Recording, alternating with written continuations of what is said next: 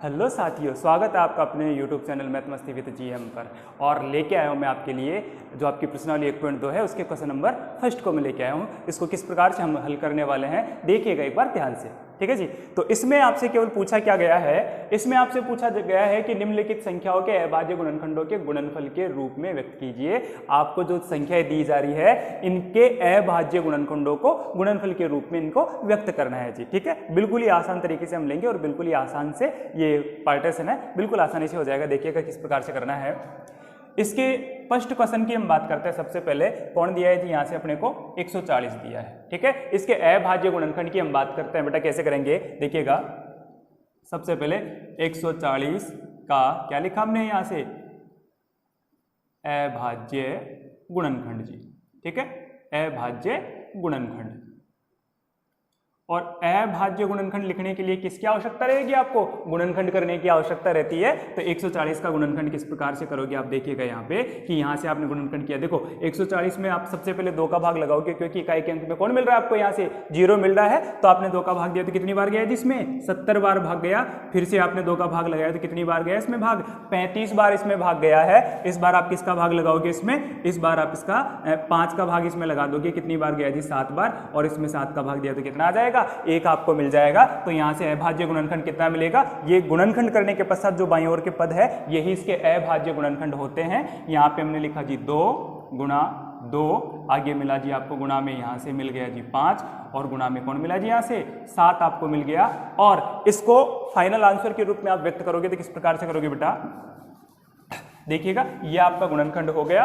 और final answer के रूप में व्यक्त करोगे तो इसमें जो पद दे रखे हैं, एक से ज्यादा पद दे रखे हैं, इनको आप घात के रूप में व्यक्त कर दीजिए। यहां से घात के रूप में आप व्यक्त करोगे तो बताइएगा 2 कितनी बार आया है, यहाँ पे 2 कितनी बार आया है जी, 2 यहाँ पे 1 और 2 आपका 2 बार आ गया है। तो आप लिख दोगे कि 2 की घात 2 गुणा में 5 गुणा में 7, और यही क्या है इसका आंसर है जी, ये इसका आंसर होगा, ठीक है जी।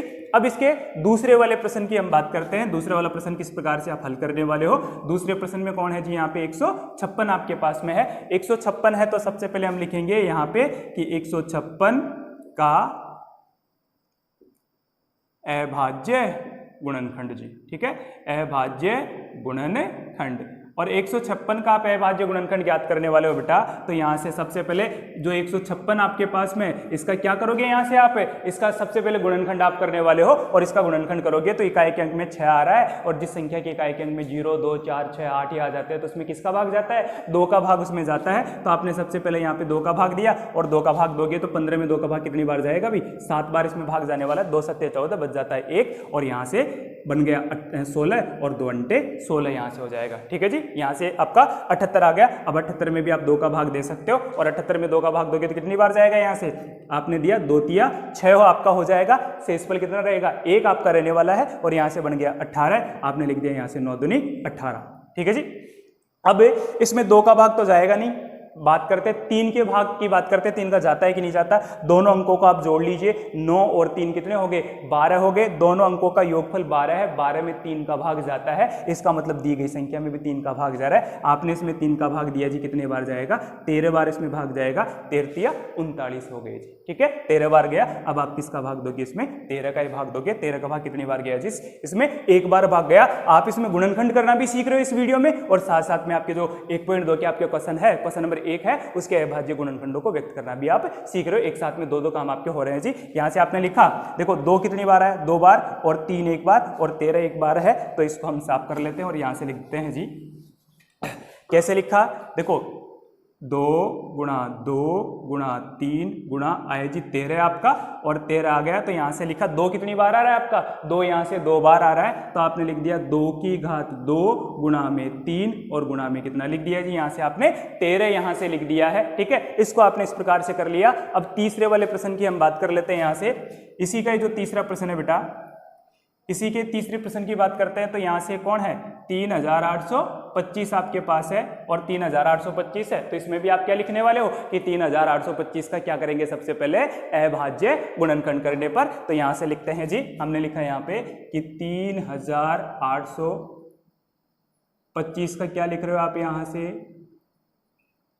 अभाज्य गुणनखंड,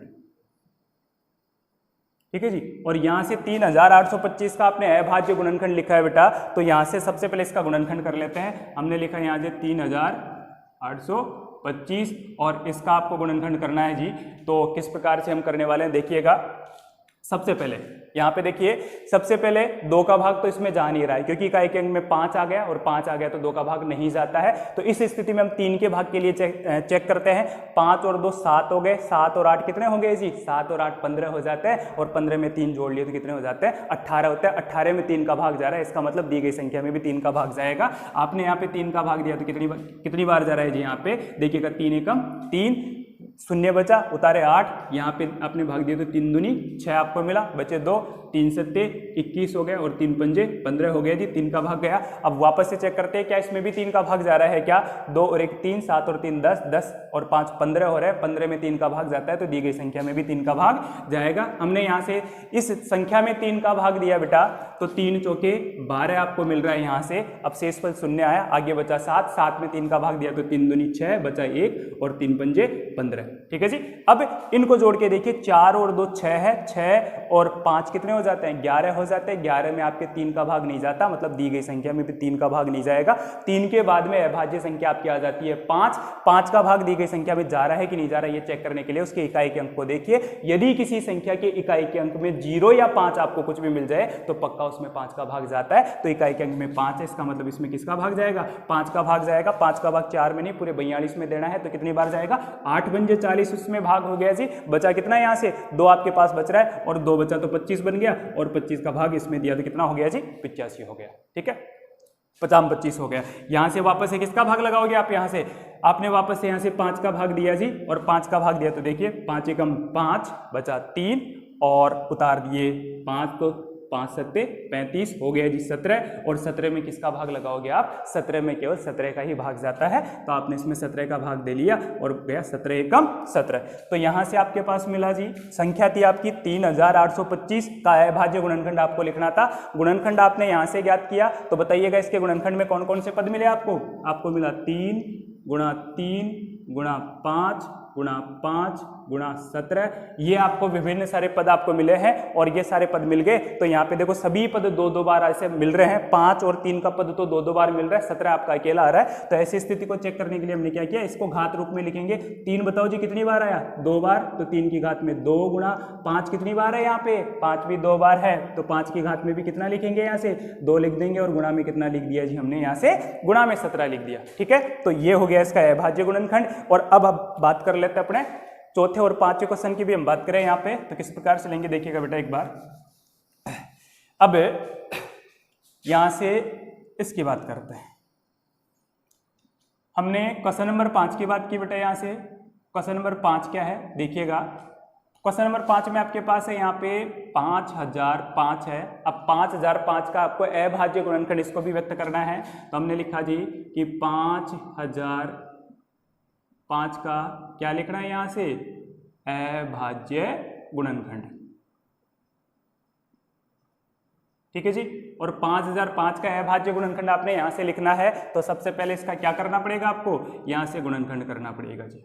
ठीक है, और इसका गुणनखंड हमने किया बेटा तो गुणनखंड में किस प्रकार से करेंगे? देखो 2 का भाग इसमें जा नहीं रहा है, चेक करना है हम किसके लिए? इसको हम 3 के लिए चेक करें तो 5 और 5 10 हो रहा है, 10 में 3 का भाग नहीं जाता इसलिए पूरी संख्या में भी 3 का भाग नहीं जाएगा। अब 3 के विभाज्यता का नियम वापस से रिपीट कर देता हूं मैं कि यदि किसी संख्या के अंकों के योगफल में 3 का भाग जाए तो पूरी संख्या में भी 3 का भाग जाता है। यहाँ पे अंकों का योग हमने किया तो 5 में 0 जोड़े तो 5, फिर 0 जोड़े तो 5, फिर 5 जोड़ लिए तो कितने हो गए? 10 हो गए। अर्थात 5 और 5 जोड़े तो 10 हो गए। 10 में 3 का भाग नहीं जाता है इसलिए 5005 में भी 3 का भाग नहीं जाएगा। उसके बाद में आया 5, इकाई के अंक में 0 या 5 दिख जाए तो 5 का भाग जाएगा। इसका मतलब 5005 में सबसे पहले किसका भाग जाएगा? 5 का ही आपका भाग जाने वाला है। तो आपने दिया यहाँ पे 5 एकम 5 और 001, यहाँ से मिल गया जी आपको 1001 आपको मिल गया यहाँ से। अब दूसरी स्थिति है कि 5 का भाग तो जा नहीं रहा है। ठीक है, 7 के भाग के लिए चेक कर लेते हैं। 7 के विभाज्यता का नियम मैं आपको प्रदर्शित कर देता हूं, साथ साथ आप भाजकता के नियम भी सीखते जाइए और गुणनखंड भी आप सीखते जाइए। 7 के विभाज्यता का नियम क्या होता है सुनिएगा। इसमें जो इकाई का अंक दिख रहा है, इकाई के अंक को आप 2 से गुणा कर लो। ठीक है जी, गुणा करो 2 से तो 2 एकम 2 मिल गया और शेष जो भी संख्या रह रही है उसमें से उसको घटा दो जी। यहाँ से बना कितना? 98 आपके पास रह गया और 98 आपके पास है, तो अब इसमें भाग देके देख लीजिए कि इसमें 7 का भाग जा रहा है कि नहीं जा रहा। यदि इसमें 7 का भाग जाएगा तो दी गई पूरी संख्या में भी 7 का भाग जाएगा। आपने दिया 7 एकम कितना हो गया 7 बचे 2 और 7 या 21 7 चौके 28, मतलब पूरे 98 में आपके भाग जा रहा है। ठीक है जी। और कितनी बार गया 14 बार गया, 14 सत्ते 98 आ गया जी। इसका मतलब दी गई संख्या में भी 7 का भाग जाने वाला है। तो इस प्रकार से आप चेक कर सकते हैं। हमने इसमें 7 का भाग दिया, कितनी बार गया जी, देखो सीधे सीधे 10 में भाग जा रहा है। यहाँ से 10 में गया तो कितनी बार गया 7 एकम 7 एक बार गया। यहाँ से बचे कितने 3 आपके पास बच रहे हैं, उतार दिए 0 तो बन गया 30 यहाँ से, और 30 में 7 का भाग दिया तो 7 चौके 28 आपके पास बचा। शेषफल आपके पास 2 आया जी, और शेषफल 2 है तो यहाँ से एक और उतारेंगे तो बन जाएगी संख्या आपके पास 21, और 21 में 7 का भाग दे दिया तो 7 दिया 21 आपके पास मिला।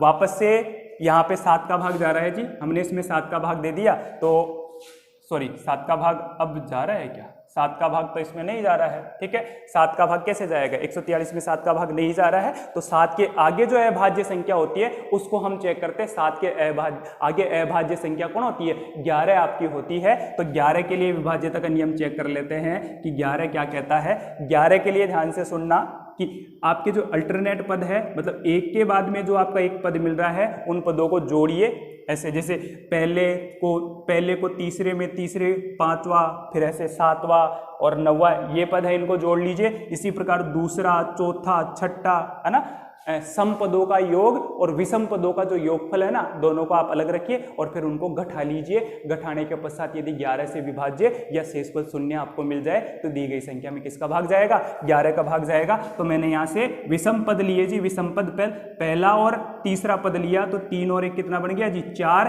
और इस 4 में से मैं आपका दूसरा पद घटा दूंगा तो कितना मिलेगा जी आपको, शेषफल 0 आपको मिल जाएगा। और शेषफल आपको 0 मिल गया ना, शेषफल क्या मिला आपको, शेषफल आपको 0 मिल गया है यहाँ से। इसका मतलब 143 में कितने का भाग जाने वाला है, 11 का भाग जाने वाला है। आपने 11 का भाग इसमें दे दिया बेटा, तो देखो 11 एकम 11 आपको मिला, 14 में से 11 घटा दिए तो बचते हैं 3, उतारे 3 बन गए 33, और 33 में 11 का भाग कितने बार जाता है भाई, 11 तिया 33। ठीक है जी, आया यहाँ से 13, बताओ जी 13 में किसका भाग जाएगा, हाँ 13 में किसका भाग जाएगा, सोचना क्या है, 13 में तो 13 का ही भाग जाएगा। यहाँ से लिख दिया जी, कितना बचा शेषफल 1 बचा। बताओ जी अभाज्य गुणनखंड में कौन कौन मिले आपको, अभाज्य गुणनखंड में आपको मिल गए 5, 7, 11 और 13। तो आपने लिखा यहाँ से कि 5 गुणा 7 गुणा 11 गुणा और 13, ये वाले सारे पद आपने लिख लिए जी। ये हो गया आपके 5005 का अभाज्य गुणनखंड हो गया। ठीक है, इसी प्रकार से आपका इसी का जो आखिर का और प्रश्न है उसकी ओर हम बात कर लेते हैं।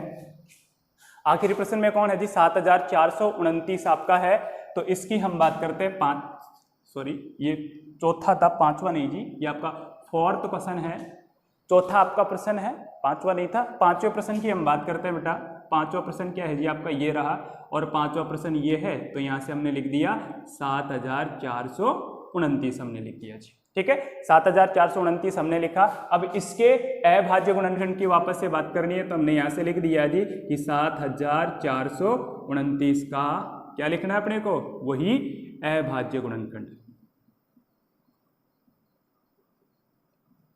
आप यहाँ पे कहो बेटा कि यहाँ से कि तो गुरुजी यहाँ तो आपने घात के रूप में व्यक्त ही नहीं किया। बेटा घात के रूप में हम व्यक्त कर लेते, पर एक से ज्यादा कोई पद ही नहीं है, एक से ज्यादा पद नहीं है, तो हमने उनको घात में व्यक्त नहीं किया। जो दे रखा उसको सिंपली वैसे के वैसे इसको व्यक्त करके हमने छोड़ दिया है। ठीक है जी, इसकी बात करते हैं। तो सबसे पहले आप आ जाओ बेटा, 7429 की हमने बात की, तो यहाँ पे आपको भाग लगाना था, और भाग लगाना है तो हमने चेक किया 2 का भाग इसमें जा नहीं रहा है। इकाई के अंक में 0, 2, 4, 6, 8 इनमें से कोई भी नहीं मिल रहा है। ठीक है जी, इसके बाद में हमने चेक किया 3 के लिए, इसको चेक किया तो देखो 7 और 4 कितने हो जाते हैं जी, 11 हो गए। 11 में 2 जोड़ लिए तो कितने हो गए जी, 13 हो गए। ठीक है, और 13 में 9 और जोड़ो, कितने हो गए, 22 हो गए। 22 में 3 का भाग नहीं जाता है, इसका मतलब दी गई संख्या में भी 3 का भाग नहीं जाएगा। इसी प्रकार से आप इसको चेक करोगे ना, ठीक है, इसमें 7 का भी भाग नहीं जा रहा है। ठीक है, इसमें किसका नहीं जा रहा, इसमें आपके 11 का भी भाग नहीं जा रहा है, इसमें आपके 13 का भी भाग नहीं जाएगा। सबसे पहले किसका भाग जाएगा, इसमें 17 का भाग जाने वाला है। तो 17 का आप इसमें भाग देने वाले हो, इस प्रकार से आप चेक करके इसमें सबसे पहले किसका भाग लगाओगे, 17 का भाग लगाओगे, और 17 का भाग पूरा पूरा जाएगा, और पूरा पूरा जाएगा तो किस प्रकार से लेंगे, देखो बेटा 17 का पहाड़ा बोलिए कि आपको मिल जाए कौन, 74 मिल जाए। 17 का पहाड़ा कितनी बार गया जी? 4 बार भाग गया। यहाँ पे मैं भाग दे के आपके लिए पेश कर देता हूँ जिससे कि आप आसानी से इसको समझ सके। 17 का भाग हमने इसमें लगाया, कितनी बार जा रहा है? 17 चौक 68 हो जाते हैं। 4 बार इसमें भाग गया जी, आपने लिख दिया 68 यहाँ से। ठीक है जी, इतना आपने लिखा, यहाँ से घटा दो और घटाए तो कितने बचे? 8 और 6 14 हो जाते हैं। इधर बच रहा था कितना? 1 और 6 में से 6 गए तो कितने हो गए जी? 6 यहाँ पे बचे। आपने बाद में यहाँ पे लिखे जी कितने? अब 62 बना, 62 में कितनी बार भाग जाएगा भाई? 4 बार में 68 आ रहे हैं तो इसका मतलब 3 बार ही भाग देना है। और 3 बार भाग दिया तो कितने आ जाते हैं आपके? कितने हैं जी? 17 का पहाड़ा आपने 3 बार बोला तो कितने मिले? 51 आ जाएंगे। ठीक है जी, अब 51 इसमें आपको मिला बेटा, घटा दिया, 1 बचा, घटा दिया, 1 बचा, कितने हो गए जी? 11 आपके पास है। और 11 आपके पास है तो यहाँ से मैंने यहाँ लगा दिया जी कितना? हाँ सॉरी 9 लगा दिया। ठीक है, अब 17 का पहाड़ा बोलिए कि कितनी बार बोले? 17 7 119। ठीक है जी, 17 का पहाड़ा 7 बार बोलते हैं, कितना मिल जाता है? 119। तो यहाँ से 7 लिखा और ये हो गया जी 119। ठीक है, तो यहाँ से मिला जी कितना? 437 मिला जी। ठीक है, अब इसके बाद में जो आपको 437 मिला है बेटा, इसमें 17 का भाग दे के देखे तो 17 का भाग इसमें नहीं जा रहा है। ठीक है, कैसे? जैसे 17 दूना 34 ले लेते हैं, आप इसमें भाग दोगे तो 17 का भाग पूरा पूरा इसमें नहीं जाने वाला है। और ऐसी स्थिति यदि इसकी आ रखी है बेटा तो आप क्या करने वाले हो इसमें? ऐसी स्थिति है तो 17 के बाद में अभाज्य संख्या कौन हो जाती है आपकी? 19 आ जाती है। तो आप इसमें किसका भाग लगाओगे? अब आप इसमें भाग लगाने वाले हो किसका? 19 का भाग लगाने वाले हो। और 19 का भाग लगाओगे तो किस प्रकार से यहाँ से भाग लगाओगे देखिएगा। 19 का पहाड़ा बोलिए कि आपके 43 मिल जाए, मतलब आपने 2 बार बोला 19 दूना 38। ठीक है, 19 दूना 38 मिल गए, 2 बार आपका भाग गया। यहाँ से आपने लिखा, कितने बच रहे हैं जी? यहाँ से देखो 3 में से 8 घटता नहीं है, ढाई लिए 13 हो गए, 13 में से 8 घटा दिए तो कितने बचेंगे आपके? 5 आपके बच जाते हैं। तो यहाँ पे आपने लिख दिया 5 और इधर रहा 3, 3 में से 3 घटा दिए तो कितना बचेगा जी आपका? यहाँ से 0 मिल जाएगा। रहा कौन? यहाँ से 5 और उतार दिए 7। और 19 का पहाड़ा कितनी बार बोले कि 57 मिल जाए? कितनी बार? 3 बार हम बोल लेंगे। 3 बार हमने बोला तो यहाँ से हो गया कितना जी? 57।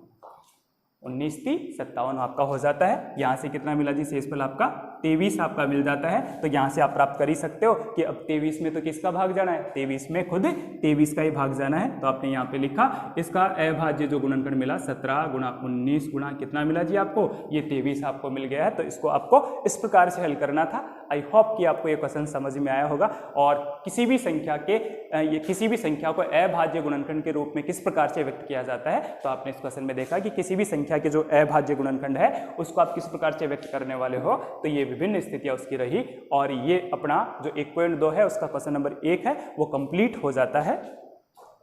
एक बार हो जाए स्क्रीनशॉट। वीडियो पसंद आए तो वीडियो को लाइक जरूर कर लेना और चैनल पे नए आए तो चैनल को सब्सक्राइब कीजिएगा। मिलते हैं जल्दी ही इसके क्वेश्चन नंबर 2 के साथ में, तब तक के लिए बाय।